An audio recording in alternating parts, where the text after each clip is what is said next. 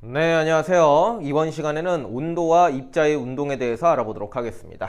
먼저 온도입니다. 온도. 온도라고 하는 말은 이제 친숙하죠. 온도라고 하는 것은 뭐냐면요, 물체의 뜨겁고 또는 차가운 정도를 수치로 나타낸 거예요. 차가운 정도를 수치로 나타낸 것. 그래서 이제 정의는 이제 이렇게 되는데, 요게 이제 왜 이게 물체가 뜨겁고 차갑겠습니까? 이제 결국에는 입자의 운동하고 이제 연관지어서 우리가 생각을 할 수가 있다는 거예요. 그래서 입자의 운동이 활발하면은 뭔가 우리가 이제 뜨겁다라고 느끼고, 입자의 운동이 둔해지면은 우리가 이제 차갑다라고 느끼는 거죠. 그래서 이제 우리가 자주 쓰는 이제 온도 단위는 이제 뭐가 있냐면은 섭씨 온도라고 하는 것이 있습니다. 섭씨 온도. 그래갖고 요거는 기준을 물로 이제 생각을 하시면 돼요. 이제 물을 기준으로 해가지고 셀시우스가 이제 만든 건데, 물이 얼 때를 0으로 잡고요, 물이 끓을 때를 100으로 잡은 거죠. 그 다음에 요거를 이제 100등분한 온도 체계를 우리는 이제 일반적으로 많이 사용하고 있고요. 이거의 단위는 이제 도씨, 도씨 요렇게 이제 붙여가지고 사용을 하고 있는 거죠. 그래서 이제 물이 얼 때, 물이 끓을 때를 100등분해 갖고 우리가 사용하고 있는 온도 체계, 그거를 이제 섭씨 온도라고 부르게 됩니다.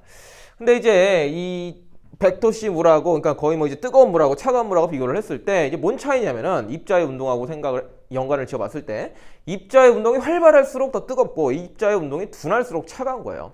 그 다음에 이제 0도씨 이하에서도 이제 얼음이 되겠죠, 물 같은 경우에는. 근데 이제 얼음도 영하 10도짜리 얼음이 있을 수 있고 영하 20도, 영하 30도짜리 얼음이 있을 수가 있습니다.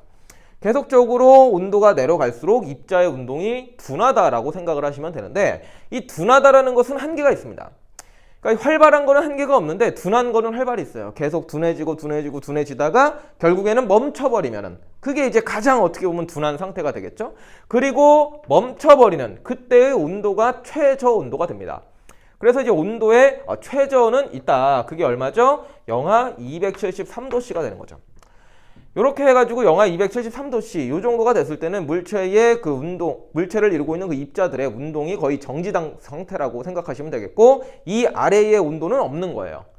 그리고 이제 위쪽은 이제 쭉 뚫려 있지만 이 아래는 없다 해가지고 우리는 이러한 섭씨 온도 체계를 따르고 있다라고 생각을 하시면 되겠고요. 그 다음에 이제 여기에서 우리가 요건 이제 물로 기준을 했잖아요. 근데 좀 입자의 운동을 기준으로 해서 또 다르게 쓰는 그 온도가 있습니다. 그게 바로 이제 절대 온도라고 하는 거죠. 절대 온도. 그래서 이제 요거는 이제 켈빈이 만든 건데, 뭐를 기준으로 했냐면은 말 그대로 이제 입자의 운동, 가장 입자가 가만히 있을 때, 즉 입자가 정지했을 때의 온도 영하 273도씨 있죠? 여기를 뭘로 잡아요? 제로로 잡는 거예요.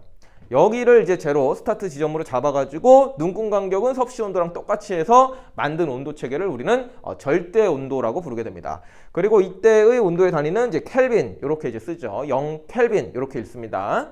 그리고 눈금 간격이 동일하기 때문에 여러분들은 요 섭씨 온도하고 절대 온도의 연관을 좀 살펴보셔야 되는데, 여기서 여기로 넘어갈 때 숫자만 보시면은 이제 몇을 플러스 하셨습니까? 영하 마이너스 273에서 0이 되려면은 플러스 273을 했죠. 그와 마찬가지로 0도씨를 갖다가 절대 온도로 표현하고 싶으면은 더하기 273만 하시면 됩니다. 그럼 여기가 몇 켈빈이 되겠습니까? 273 켈빈 되겠죠. 이렇게 이제 단위를 좀 변환하실 수 있고, 하나만 더 해보면은 여기 뭐 100도씨는 몇 켈빈이라고 할 수 있어요? 100에다가 273을 더하니까 373 켈빈. 이런 식으로 우리가 표현할 수가 있죠. 그래서 이제 과학에서 이제 조금 깊게 들어가서 우리가 온도를 얘기를 할 때는 주로 이 절대 온도를 사용을 하게 되는 거고, 입자 운동하고 이제 관련된 거다라고 생각하시면 됩니다. 그 다음에 뭐 마이너스 몇 켈빈 이런 거는 없고요. 여기가 최저점이다라고 생각을 해주시면 되겠어요. 그래서 온도는 기본적으로 섭씨 온도, 절대 온도 두 가지가 있고, 얘는 물을 기준으로, 얘는 입자의 운동을 기준으로 만든 온도 체계다. 그 다음에 변환할 줄은 좀 알고 계시면 되겠고, 우리가 흔히 이제 상온이라고 하는 거 있죠. 상온이라고 하는 거. 한 대략적으로 좀 숫자 쉽게 하기 위해서 우리가 지금 살고 있는 게 27도씨 이렇게 한번 가정해 보겠습니다. 그러면은 요거를 갖다가 우리가 켈빈으로 바꾸면은 약 300켈빈이 되죠. 그렇죠? 플러스 273을 하면 300켈빈이 되죠. 제가 일부러 숫자 쉽게 하기 위해서 27도씨를 가정했습니다.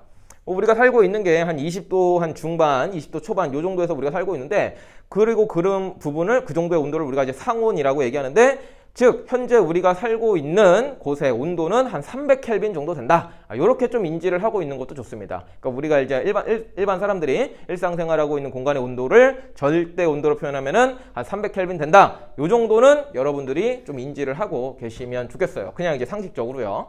예. 그래서 이 온도에 대해서 좀 간단하게 알아봤고요. 요거를 입자의 운동을 통해서 좀 그림으로도 좀 살펴보겠습니다. 자, 입자의 운동과 온도인데요. 요건 이제 아주 간단하죠. 제가 요거 설명하면서도 이제 계속 말씀을 드렸는데, 예를 들어서 어떤 이제 풍선 같은 거 안에 입자가 한 3개가 있다라고 가정해 봅시다. 그리고 이제 일반적으로 우리가 이제 보는 그런 입자들은 대부분 다 움직이고 있습니다. 운동을 하고 있어요. 운동을 하고 있기 때문에 얘네들은 다 온도가 있습니다. 뭐 이런 데에서 우리가 이런 거를 우리가 직접 체험하기는 힘들어요. 0켈빈인 공간, 뭐 영하 273켈빈인 공간에서 우리가 뭐 당연히 살 수도 없을 뿐더러 그런 경험을 하기 힘들죠. 그래서 일단 기본적으로 여러분들이 보는 또는 여러분들 뭐 분필 뭐 이런 칠판 이런 고체들도 입자들이요 움직여요. 다 움직입니다. 제자리에서 진동하는 것도 있고 직접 운동하는 것도 있는데 일단은 다 움직이고 있다라는 거 좀 생각을 해주시고, 움직이고 있기 때문에 온도가 있다. 이렇게 좀 생각해 주시면 되겠어요. 근데 이제 막 간단하게 아주 간단하게 뭐 공식 배우는 게 아니라 이 입자의 운동이 운동을 일단 기본적으로 하고 있는데 운동이 활발할수록 우리는 온도가 높다. 이렇게 이제 표현한다라는 거. 아주 간단하게 이런 거 내용도 생각해 주시면 되고, 반대로 이제 입자가 있는데 입자의 운동이 좀 둔하다. 얘네가 좀 살살 움직이는 거를 화살표를 좀 짧게 해서 그렸습니다. 입자의 운동이 둔하다. 입자의 운동이 둔함. 그러면은 이제 온도는 이제 어떻다라는 겁니다. 온도는 어떻다라는 겁니까? 예, 온도는 낮다. 요 정도만 우리는 아직 그 중학교 2학년이니까 요 정도만 이제 여러분들이 좀 생각을 해주시면 됩니다. 이 뜨겁다, 차갑다라는 그런 개념은 항상 이제 입자들이 활발하냐, 둔하냐 그것을 우리가 이제 수치화한 개념이다라는 것 여러분들이 인지를 해주시면 되겠습니다. 자, 그다음에 끝내기 전에 이게 8단원에서 이제 여기가 열 파트죠. 근데 이제 온도와 열에 대해서 간단하게만 좀 짚고 좀 넘어가겠습니다. 결국 우리가 이제 이제 뒤에서는 이제 열에 대해서 중점적으로 배울 것인데, 이 온도하고 열은요 일단은 같은 게 아니에요. 예, 다른 개념입니다. 연관은 있어요. 연관은 있는데 이걸 같다라고 보시면 안 돼요. 온도는 방금 설명드렸듯이 뜨겁고 차가운 정도를 단순하게 나타낸 것이고, 열이라고 하는 거는 뭐냐면은 요거는 에너지예요. 에너지. 몇 줄, 몇 킬로칼로리, 몇 칼로리 이렇게 표현되는 그런 에너지이기 때문에 일단은 얘네들이 같은 건 아니다 라고 좀 생각을 해주시면 좋겠고요. 쉬운 예시로 우리가 이제 물을 있잖아요. 물을 끓이는 거를 한번 생각을 해보겠습니다. 물을 끓이는 걸 생각해 보겠습니다. 예를 들어서 한 20도씨의 물이 있는데 이거를 끓인다라고 한번 해볼게요. 그럼 온도가 어떻게 되죠? 처음에 이제 물의 온도가 쭉 올라가겠죠. 올라가다가 100도씨 되면 어떻습니까? 물이 끓겠죠.